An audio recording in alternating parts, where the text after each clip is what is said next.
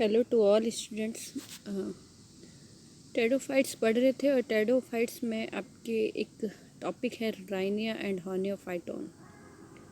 जो राइना और ये दोनों जीवाश्म हैं और जो सबसे प्राइमरी टेडोफाइट्स थे, उन प्राइमरी टेडोफाइट्स की जो सबसे पहली क्लास थी उसमें से एक थे जिसमें प्राइमरीली वेस्कुलर बंडल्स वगैरह पाए जाते हैं। तो इसके बारे में हम थोड़ा सा डिटेल पढ़ना है, हमें किस तरह से उसके फॉसिल्स हमें प्राप्त हुए हैं और उसके बाद उन फॉसिल्स में क्या क्या उसकी विशेषताएं हैं। तो इसमें हमें introduction, classification, external features of the plants, बाहरी जो कैरेक्टरिस्टिक्स है, आंतरिक संरचना, इंटरनल फीचर्स, स्पोरेंजिया, जो इसके स्पोरेंजिया है, बीजाणु धानियाँ, वो किस प्रकार की थी राइनिया में, गैमेटोफाइट स्टेज ऑफ राइनिया, इसकी जो गैमेटोफाइट युग्मकोद्भिद अवस्था किस प्रकार की पाई जाती थी, और उसके बाद लाइफ साइकिल। आपको ये ध्यान रखना है कि ये जीवाश्म है और हम पहले इसका अध्ययन करते हैं, उसके बाद हम जब नेक्स्ट जेनरा देखते हैं तो हमें ये पता चलता है कि किस प्रकार का विकास हुआ है टेडोफाइट्स में। Fossils of genus Rhynia were discovered by Kingston and Land in 1917 and 21 from the Rhynie locality of Absternisshire in Scotland in Middle Devonian era. Okay, हमने अभी इससे पहले स्कॉटलैंड हमने इससे पहले अभी ईराज पढ़े थे, डेवोनियन, कैम्ब्रियन, मीसोजॉइक ईराज। ओके, तो उसके अंदर यह माना जाता है कि ये डेवलप हुए होंगे और इनके जो फॉसिल्स हैं वो डिस्कवर किए गए राइनी जो लोकेलिटी है, और उसके बाद में इसका नाम जो है दिया गया Rhynia.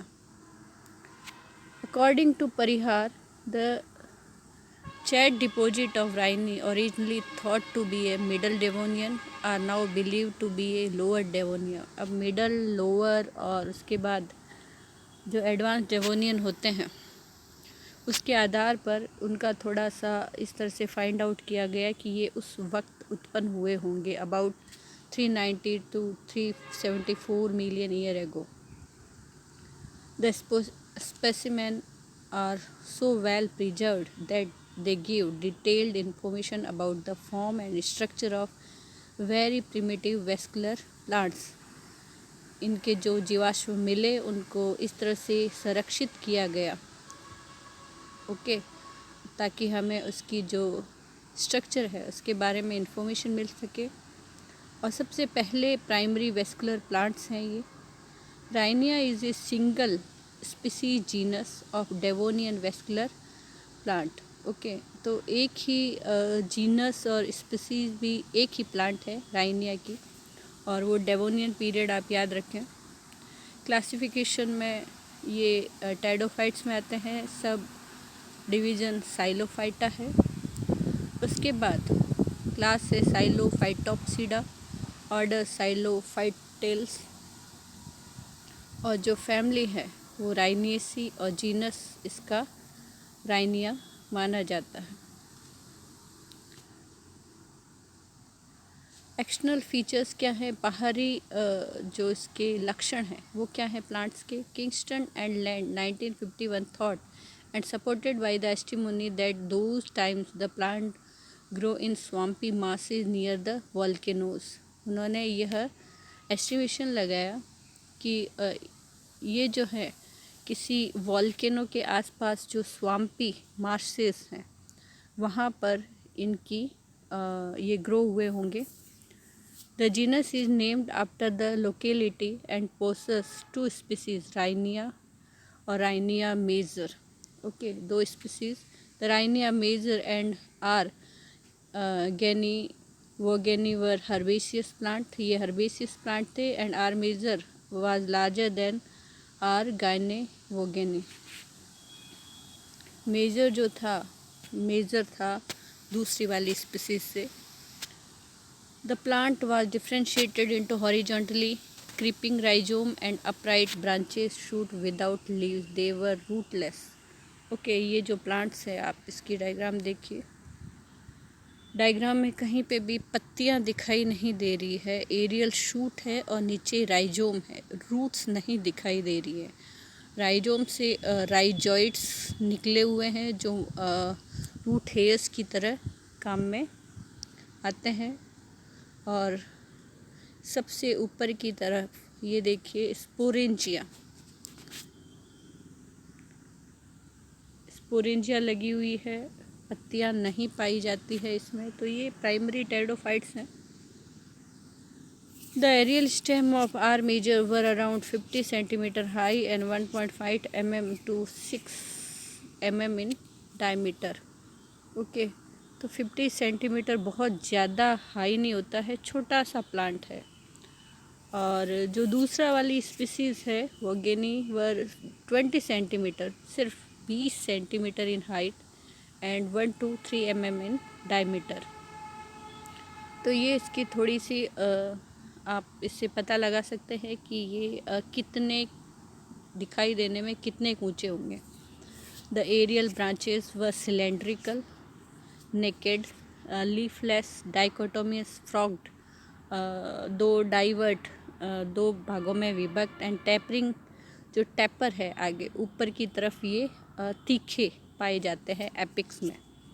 The aerial branches and in tapering vegetative apices और bore pear shape terminal sporangia.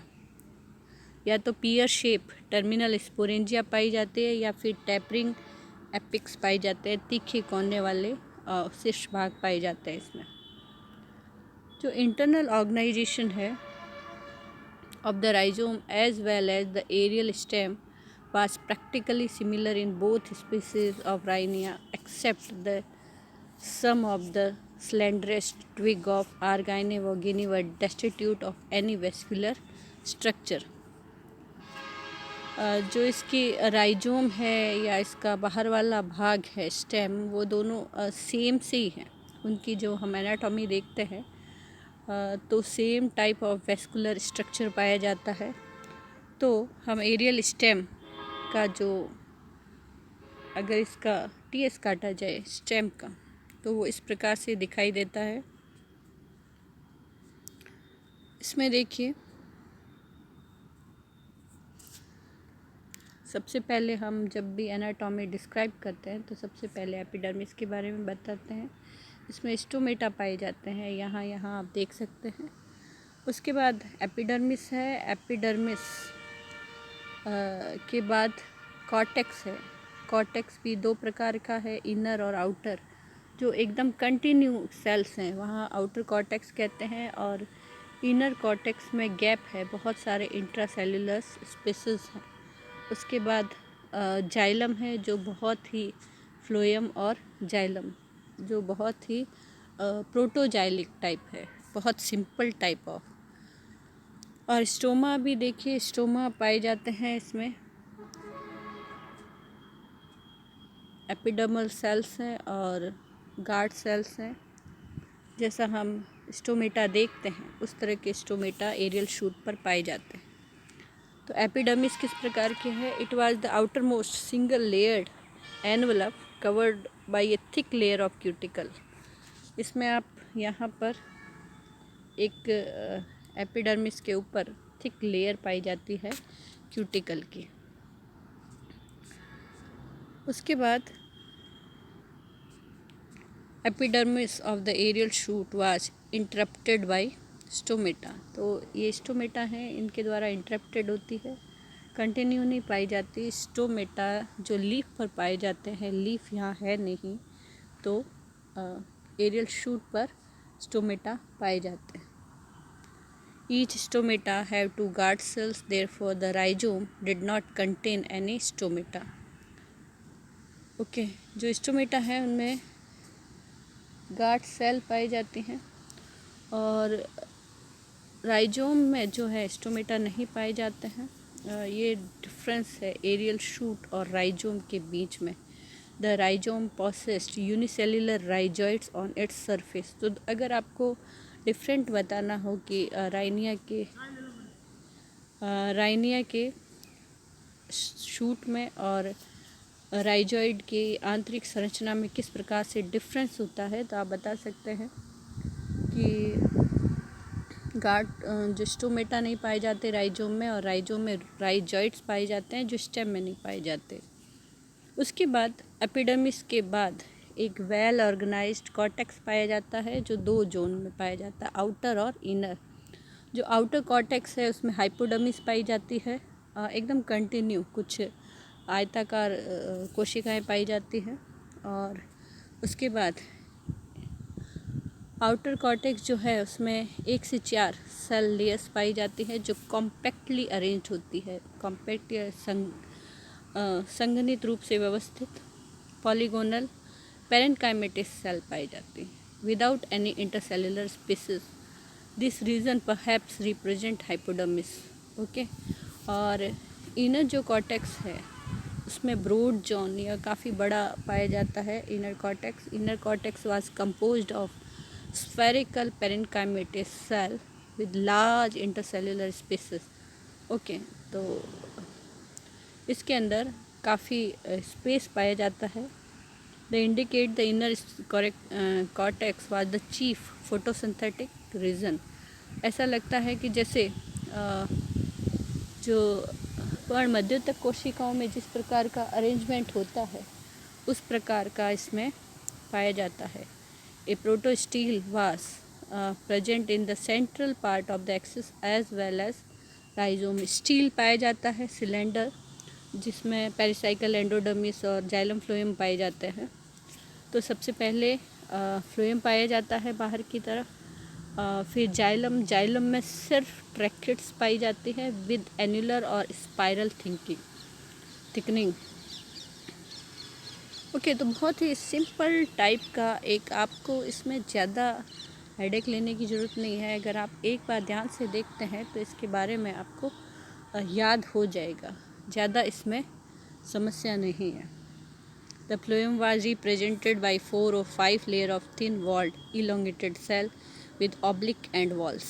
Okay, तो फ्लोएम में थिन वॉल्ड की इलोंगेटेड सेल्स पाई जाती। तो ये इसकी एनाटॉमी है और इसके आगे जो इसका रिप्रोडक्टिव स्ट्रक्चर है वो हम नेक्स्ट वीडियो में देखेंगे। Thank you for watching.